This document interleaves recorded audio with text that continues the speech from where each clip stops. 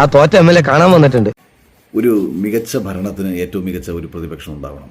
കാര്യമായിട്ട് അപകടം വല്ലതും എനിക്ക് കോൺഗ്രസ് എന്ന രാഷ്ട്രീയ പാർട്ടിയോടോ വി ഡി സതീശൻ എന്ന മുഖ്യമന്ത്രിയോടോ രമേശ് ചെന്നിത്തല എന്ന ആഭ്യന്തരമന്ത്രിയോടോ ആരോടും 1% പോലും വിരോധമില്ല എന്ന് മാത്രമല്ല ഇവരോടൊക്കെ എനിക്ക് വ്യക്തിപരമായിട്ട് വലിയ സ്നേഹവും വലിയ അടുപ്പവുമാണ്. ഇനി ശ്രദ്ധിച്ച് കേൾക്കണം. ഞാൻ കഴിഞ്ഞ 10 വർഷം പിണറായി വിജയനെ അതിശക്തമായി വിമർശിക്കുന്ന സമയത്തും ഞാൻ പറയുന്നൊരു കാര്യമായിരുന്നു, പിണറായി വിജയനെ ഞാൻ വിമർശിക്കുന്നത് പിണറായി വിജയൻ എന്ന് പറയുന്ന വ്യക്തിയോടുള്ള വിരോധം കൊണ്ടല്ല,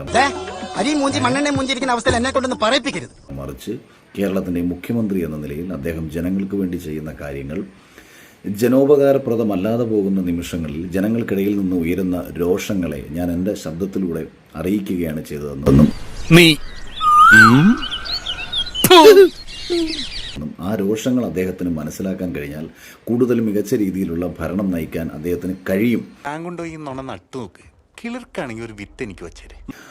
അപ്രകാരം ചില വിമർശനങ്ങൾ മാത്രമാണ് ഞാൻ ഇപ്പോഴും ഉന്നയിച്ചുകൊണ്ടിരിക്കുന്നതെന്ന് ദയവ് ചെയ്ത് പ്രിയപ്പെട്ട കോൺഗ്രസിലെ എൻ്റെ സുഹൃത്തുക്കൾ മനസ്സിലാക്കുക.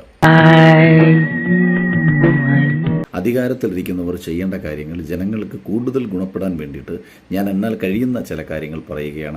എന്തോ അലമ്പുണ്ടാക്കാൻ വന്നിരിക്കുക. ഞാൻ പലപ്പോഴും പ്രതിപക്ഷ നേതാവായിരുന്ന വി ഡി സതീശനുമായിട്ടും മുൻ പ്രതിപക്ഷ നേതാവായിരുന്ന രമേശ് ചെന്നിത്തലയുമായിട്ടും ഒക്കെ നിരവധി വിഷയങ്ങൾ പലപ്പോഴും ഞങ്ങൾ സംസാരിച്ചിട്ടുണ്ട്.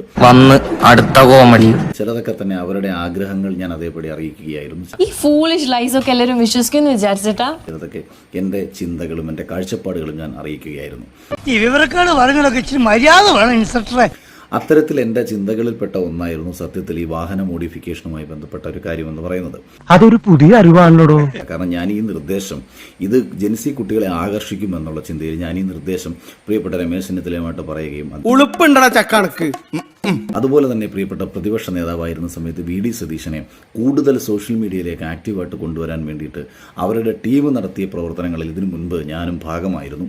നാണം കെട്ട് നാറി വീട്ടുകാരുടെയും നാട്ടുകാരുടെയും മുഖത്ത് നോക്കാൻ പറ്റാണ്ടായിട്ടും വീണ്ടും ഈ പരിപാടിക്ക് ഇറങ്ങി തിരിച്ചല്ലോ. വാഹന മോഡിഫിക്കേഷനുമായി ബന്ധപ്പെട്ട് അദ്ദേഹം നടത്തിയ ഈ പ്രഖ്യാപനങ്ങൾ എന്ന് പറയുന്നത് ഒരിക്കലും നടക്കാത്തതാണ് എന്നുള്ള കാര്യം എന്നോട് ആദ്യം പറയുന്നത് രമേശ് ചെന്നിത്തലയാണ്. ഈ കള്ളം പറയുന്നതിനും പ്രവർത്തിക്കുന്നതിനും ഒക്കെ ഒരു ടെക്നിക്ക് വേണം. അതാദ്യം പഠിക്കണം നീ കേട്ടാ. അത്യാവശ്യം വിഷയങ്ങളിൽ ഇതുപോലെ എൻ്റെ അഭിപ്രായം രേഖപ്പെടുത്താൻ ഞാൻ ഇനിയും ഇവിടെ ഉണ്ടാകുമെന്ന് അറിയിച്ചുകൊണ്ട് നിർത്തുന്നു. അതെ, ഞാൻ പോകുന്നു. പോയിട്ട് വലിയ കാര്യം ഉണ്ടായിട്ടല്ല, പക്ഷെ നിൽക്കാൻ നേരമില്ല.